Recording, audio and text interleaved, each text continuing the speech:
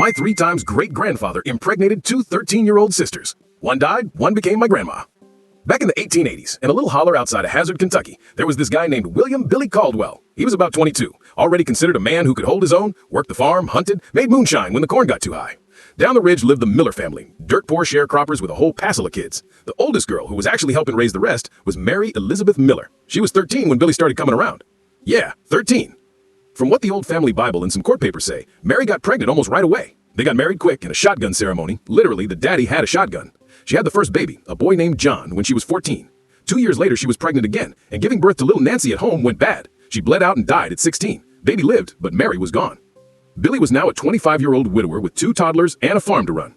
The Millers were grieving, but they were practical people. They still had a house full of mouths to feed and winter coming. So what did they do? They sent the next oldest girl who was ready, Mary's little sister Rebecca, who had just turned 13, to help Billy with the babies and the housework. You could probably guess where this is going. Within a year, Rebecca was pregnant too. They got married, quietly this time, no shotgun needed. She gave birth to my great-great-grandfather Samuel when she was 14. Then she went on to have 8 more kids, raised the 2 from her dead sister like her own, and somehow lived to be 89, outlasting Billy by 30 years. So yeah, my 3 times great-grandfather married 2 sisters, both starting at 13, one died in childbirth at 16, and the second one, Rebecca, is my direct ancestor. This all happened in rural eastern Kentucky where the nearest courthouse was a 2-day ride, and the preacher only came through twice a year. People weren't exactly posted on Facebook about age of consent back then. I only found this out because my cousin got deep into the genealogy rabbit hole on Ancestry and started scanning old marriage bonds. At first we thought the ages were transcription errors. Nobody puts 13 on purpose, right? Nope, handwritten, clear as day. Even the 1900 census has Rebecca listing married at age 13, mother of 10, 9 living. When I showed the papers to my mama, Rebecca's great-great-granddaughter, she just shrugged and said, "That's how it was, honey. Girls grew up faster, the family didn't eat." Then she told me Rebecca was apparently a firecracker who could outcuss, outwork, and outshoot half the men in the holler, so maybe Billy got more than he bargained for the second time around.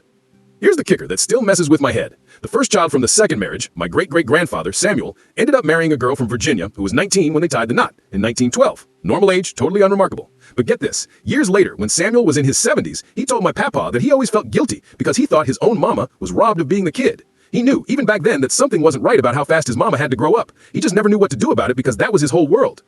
So I'm sitting here descended from a teenage aunt/stepmom situation that would get you canceled into the next dimension today, and half my DNA comes from people who thought this was just Tuesday in Perry County, 1888. Reddit, be honest. If this was your family tree, would you put it on the Christmas letter or burn the documents and change your name? Drop your vote and tell me in the comments. I need to know that I'm not the only one whose ancestors were absolutely wild.